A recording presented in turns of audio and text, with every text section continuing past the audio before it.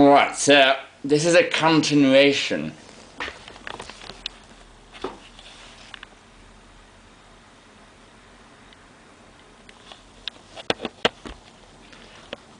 of about that shirt which I'm now wearing.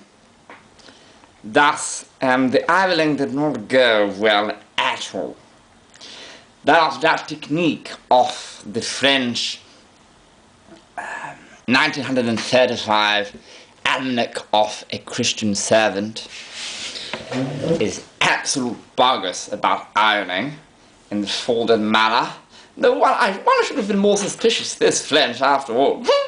So, again, it says to fold the shirt and iron it folded, as before one would take an ironing table like so, and insert the shirt and iron the back, and then move iron the other side of the back, and then do the other side of the front, and then do the other side of the front, and even insert the sleeves to some degrees. And this really works infinitely better. Now, I have worn it for 4 days and more. So I've worn it for yesterday afternoon and evening, and today morning, but still it was about in that state. So the collar and cuffs looked impeccable, but the body was somewhat quite wrinkled. I will post photographs compared to others I did. I mean, this was done wet, so Staflo undiluted, undried. I started ironing it after. So I had dipped the dry shirt, there not to be any water for the water not to dilute the Staflo. So I dipped this shirt dry into the Staflo mixture, undiluted mixture, and then I ironed it max 40 minutes later. That was a half an hour.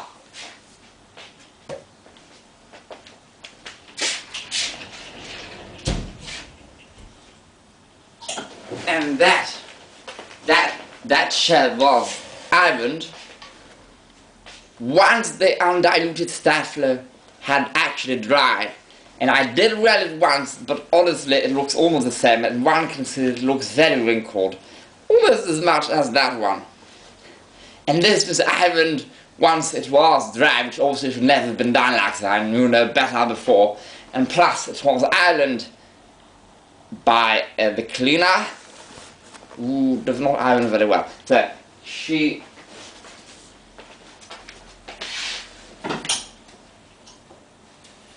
this was ironed the modern technique. One barely worn, and it looks much better. Again, undiluted Staflo.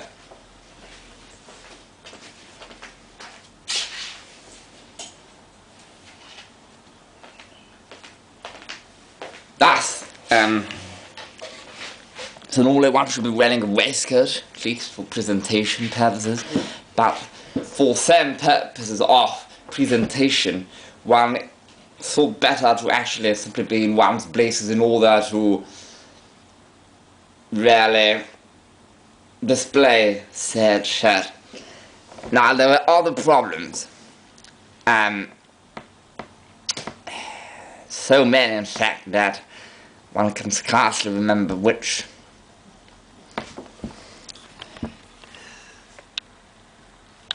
Alright, so this thing is recording at least. So the problems, well, exactly as explained in the video, the other video, it basically once folded, each wrinkle transfers onto the other. So even if one manages, which is difficult, to the folded layer, one is ironing the first layer to really straighten it, there shall be the below layer, for example, for that sleeve. There shall be that layer, which might wrinkle, which will wrinkle, especially on a thin fabric, like most antique shirts are, or at least many of them are, like that one.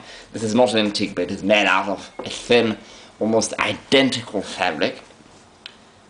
And then if it is a sleeve, as I said, iron it onto the folded shirt, so also the layer of the first layer of the back, and then the first layer of the front, and then the second layer of the front, and the last layer of the back. All of those shall individually have layers that wrinkle, and all those wrinkles shall be set into those layers, and also shall set into the top layer, even if it's completed, shall also impregnate to some degrees the wrinkles, and then these layers are all more or less dry. It's too late to add them. If one adds water, it shall have the little bubbles. In fact, I needed to add water, and so it seems like the starch I used was not even undiluted. It seems like it was diluted a teeny bit, as if perhaps I had dipped the shed drenched, like is usually recommended for a starch mixture that has been prepared using actual starch. In such a case, it usually ought to be wet before the shed, or else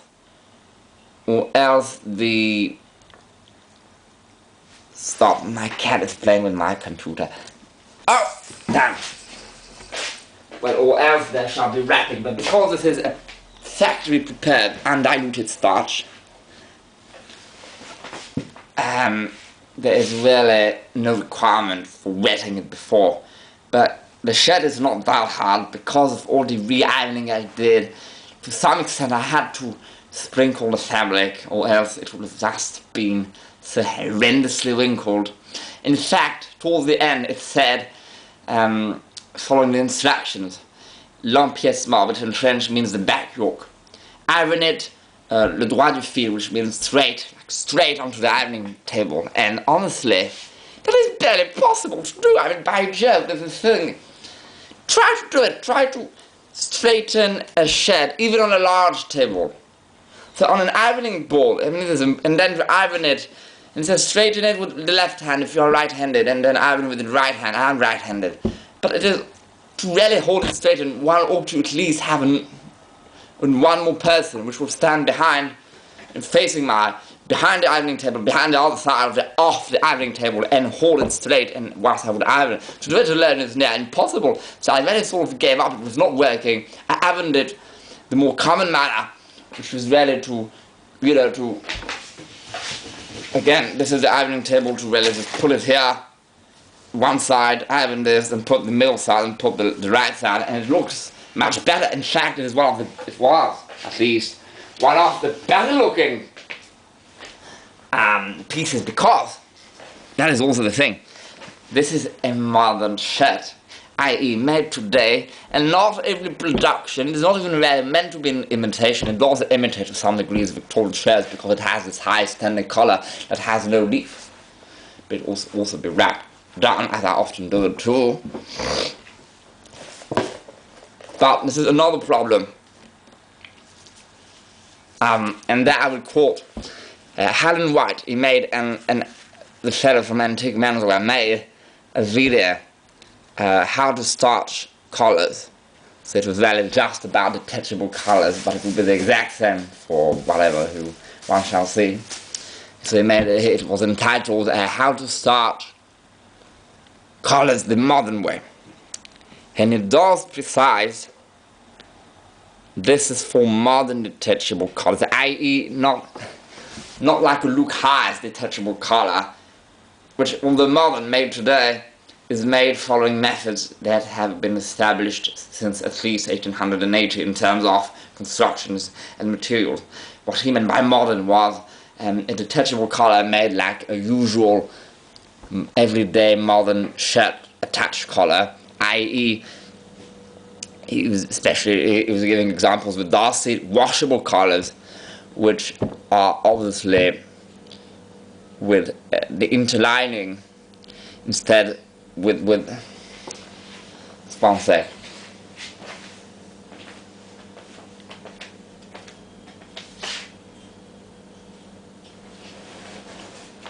This band collar from this shirt would be from about 1910, a French shirt from about 1910, and this collar there can be very stiff.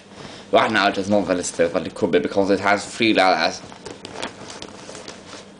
The layer that touches the neck, the layer that is outside in the seam, and then an inside layer which is not glued, fused or taped or anything. It is simply there, probably not even stitched in.